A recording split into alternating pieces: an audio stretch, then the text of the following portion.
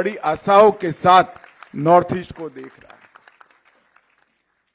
यहां मेरे सामने जो युवा उपस्थित हैं, इनको मैं बताना चाहता हूं कि हमारे प्रधानमंत्री जी ने नॉर्थ ईस्ट को अष्टलक्ष्मी के रूप में पूरे भारत में प्रसिद्ध करने का काम किया है। नॉर्थ ईस्ट के ये 8 राज्य भारत को हर तरह से समृद्ध करने के लिए सक्षम है, चाहे आर्थिक विकास हो, चाहे सांस्कृतिक विकास हो, चाहे देश की सुरक्षा हो, चाहे खेल हो, चाहे रिसर्च एंड डेवलपमेंट हो। हर जगह नॉर्थ ईस्ट के युवाओं के लिए ढेर सारी अपॉर्चुनिटीज पड़ी हैं और मोदी जी ने वो अपॉर्चुनिटीज को जमीन पर उतारने का काम किया है। इसका बड़े ढंग के साथ आयोजन किया है। टूरिज्म से लेकर टेक्नोलॉजी तक, स्पोर्ट्स से लेकर स्पेस तक, एग्रीकल्चर से लेकर एंटरप्रेन्योरशिप तक और बैंकिंग से लेकर बिजनेस तक, हर क्षेत्र में आज नॉर्थ ईस्ट के लिए अनेक अनेक संभावनाएं, अपॉर्चुनिटी खोलने का काम भारत की सरकार ने किया है। आज मैं नॉर्थ ईस्ट के बच्चों के सामने आया हूं, तब मैं एक बात आपको कहना चाहता हूं।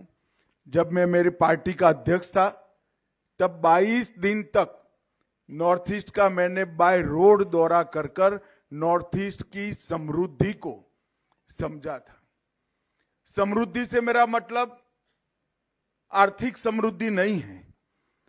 हमारे नॉर्थ ईस्ट के अंदर 220 से ज्यादा अधिक जातीय समूह रहते हैं, 160 से ज्यादा ट्राइब्स रहते हैं, 200 से ज्यादा बोलियां और भाषाएं बोली जाती है, 50 से ज्यादा यूनिक फेस्टिवल्स मनाए जाते हैं और 30 से ज्यादा क्लासिफाइड पारंपरिक नृत्य नॉर्थ ईस्ट के अंदर आज भी जीवंत है। 25 से ज्यादा समग्र विश्व में अलभ्य वाजिंत्र, वाद्य यंत्र नॉर्थ ईस्ट की संस्कृति में समाहित है और 100 से ज्यादा, मैं मणिपुर वालों को इसमें सबसे ज्यादा मार्क देता हूं, 100 से ज्यादा खाने पीने के व्यंजन भी हमारे नॉर्थ ईस्ट के अंदर उपलब्ध हैं। और ये सारी चीजें एक प्रकार से न केवल नॉर्थ ईस्ट के लिए, पूरे भारत के लिए ये बहुत बड़ी समृद्ध विरासत का, एक रिच ट्रेडिशन का बड़ा खजाना है और पूरा भारत ये रिच कल्चरल हेरिटेज पर गर्व करता है। पूरे भारत को ये रिच कल्चरल हेरिटेज पर प्राइड है और मैं इसलिए हमेशा कहता हूं कि नॉर्थ ईस्ट के बगैर भारत अधूरा है और भारत की कला के बगैर नॉर्थ ईस्ट अधूरा है। आज एक प्रकार से 2 राज्य हमारे, अरुणाचल और मिजोरम, दोनों का फाउंडेशन डे है। मिजोरम और अरुणाचल सदियों से हमारे हिस्से रहे, कई सदियों से हमारा हिस्सा रहा, मगर राज्य के रूप में एक अस्तित्व आज ही के दिन आया था। मैंने सुबह ही ट्वीट कर कर दोनों राज्यों के निवासियों को बधाई दी है। आज मैं फिर से इस कार्यक्रम के माध्यम से नॉर्थ ईस्ट के राज्यों को, ये दोनों राज्यों को बहुत बहुत शुभकामनाएं और बधाई देता हूं। ये पूर्वोत्तर एकता उत्सव, इसका थीम एक आवाज एक राष्ट्र है। हमारा देश अनेक भाषाएं, अनेक संस्कृति, अनेक प्रकार के व्यंजन और अनेक प्रकार की वेशभूषा, इससे बना हुआ देश है। दुनिया को इसमें शायद दिक्कत दिखती होगी, मगर मेरा स्पष्ट मानना है कि अनेकता में एकता, ये हमारे देश की विशेषता है, हमारे देश की सबसे बड़ी स्ट्रेंथ है। आज दुनिया में भारत के अलावे कोई ऐसा देश नहीं जिसमें इतनी सारी भाषाएं, इतने सारे कल्चर, इतनी सारी बोलियां और इतने सारे वाद्य इंस्ट्रूमेंट और डांस एक साथ एक देश में एग्जिस्ट करते हों। और जहां तक आपके आयोजक का सवाल है, असम राइफल और north east association social welfare, ये दोनों ने इसका आयोजन कर 5 दिन के इस समारोह का आयोजन कर नॉर्थ ईस्ट की एकता को दिल्ली में प्रस्थापित करने का एक बहुत बड़ा काम किया है। मैं असम राइफल को विशेष कर बहुत बहुत बधाई देना चाहता हूं। असम राइफल एक प्रकार से भारत का सबसे पुराना अर्धसैनिक बल है। और जहां तक नॉर्थ ईस्ट का सवाल है, असम राइफल की पहचान ही नॉर्थ ईस्ट के मित्र के रूप में की जाती है। सदियों से अनेक संकटों से उत्तर पूर्व को असम राइफल ने कई संकटों से उबारने का काम किया है। और आज असम राइफल इस कार्यक्रम के माध्यम से उत्तर पूर्व की एकता और उत्तर पूर्व की कल्चरल स्ट्रेंथ को पूरे देश और दुनिया के सामने रखने में सफल हुआ है। मैं असम राइफल को बहुत बहुत बधाई देना चाहता हूं। खेलों के जुड़े हुए इस इवेंट में 212 टीमें और लगभग 1500 स्टूडेंट्स ने हिस्सा लिया है। और सांस्कृतिक कार्यक्रम में भी 150 से ज्यादा स्टूडेंट्स ने हिस्सा लिया है। जब मैं इनाम वितरित कर रहा था, तब मणिपुर वालों को विशेष बधाई देना चाहता हूं कि ज्यादातर इनाम मणिपुर के हिस्से में आए हैं। और ये मणिपुर में स्पोर्ट्स की महत्व को दिखाते हैं। और इसीलिए प्रधानमंत्री जी ने देश का सबसे पहली स्पोर्ट्स यूनिवर्सिटी हमारे मणिपुर में बनाने का निर्णय किया है। और ये आज आपने निर्णय उचित है, ये सिद्ध कर दिया है। मैं आज जब यहां आया हूं, तब सभी खिलाड़ियों को ये कहना चाहता हूं, sports for all, sports for excellence, ये दोनों सूत्र आज भारत के खेल के विकास के सूत्र बने हुए हैं। और हम आशा करते हैं कि 2036 में भारत ओलंपिक की मेजबानी करेगा।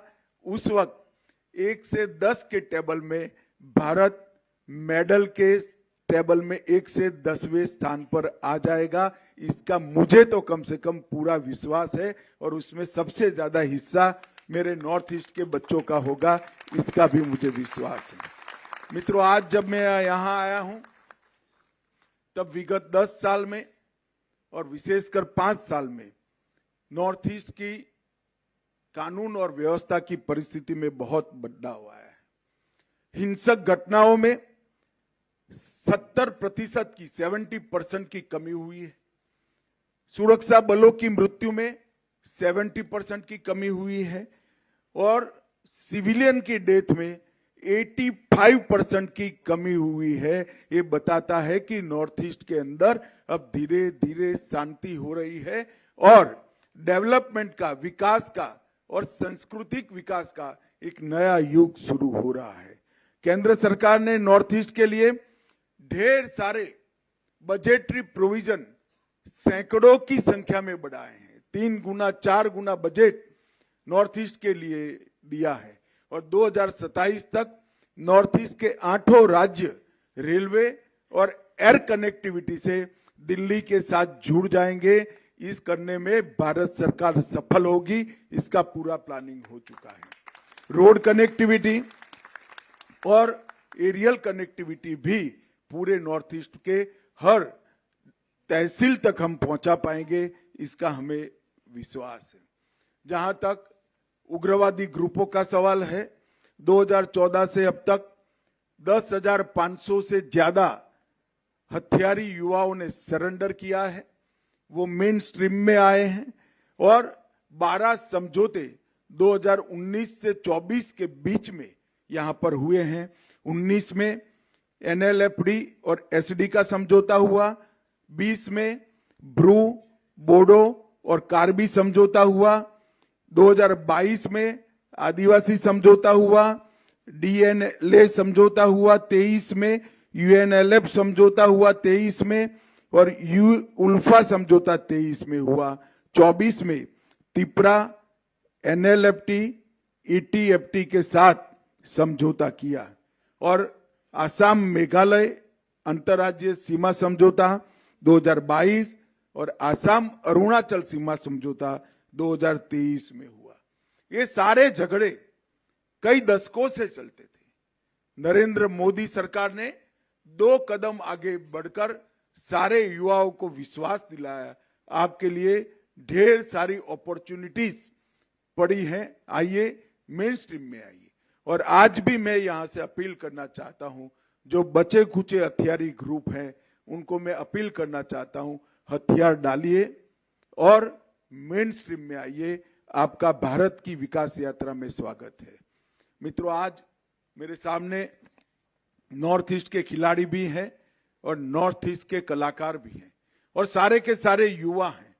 मैं इन लोगों को बताना चाहता हूं, मैं कश्मीर से कन्याकुमारी और अरुणाचल से गुजरात तक विगत 11 साल से लगातार दौरा करने वाला आदमी हूं।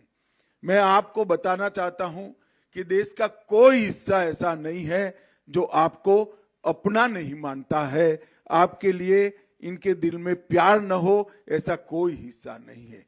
देश का हर राज्य के मन में नॉर्थ ईस्ट के लिए एक विशेष जगह है और मैं आशा करता हूं कि नॉर्थ ईस्ट ने भी आगे बढ़कर समग्र देश के विकास के अंदर अपना योगदान देना चाहिए। नॉर्थ ईस्ट के विकास के लिए, हर तरह के विकास के, चाहे एग्रीकल्चर डेवलपमेंट हो, चाहे इंडस्ट्रियल डेवलपमेंट हो, चाहे एजुकेशन हो, चाहे R&D हो, हर क्षेत्र के लिए भारत सरकार ने विशेष योजनाएं बनाई हैं जो आपकी राह देख रही है। और आज के कार्यक्रम से दिल्ली के सारे लोगों को ये मालूम पड़ा है, 5 दिन से आप यहाँ पर अलग अलग स्पर्धा में स्पोर्ट्समैन स्पिरिट के साथ खेल रहे हैं। इससे सबको मालूम पड़ा है कि नॉर्थ ईस्ट अब शांति चाहता है, नॉर्थ ईस्ट अब विकास चाहता है और नॉर्थ ईस्ट भारत के एक अभिन्न अंग के रूप में काम करना भी चाहता है। फिर से एक बार नॉर्थ ईस्ट के सारे युवाओं को मैं इस कार्यक्रम के माध्यम से कहना चाहता हूं, आइए, समृद्ध और विकसित भारत का भविष्य आपका इंतजार कर रहा है। 2 कदम आगे आइए। भारत के सारे लोग आपके लिए 4 कदम आगे आने के लिए तैयार है। आप सभी को बहुत बहुत धन्यवाद और अनेक अनेक शुभकामनाएं।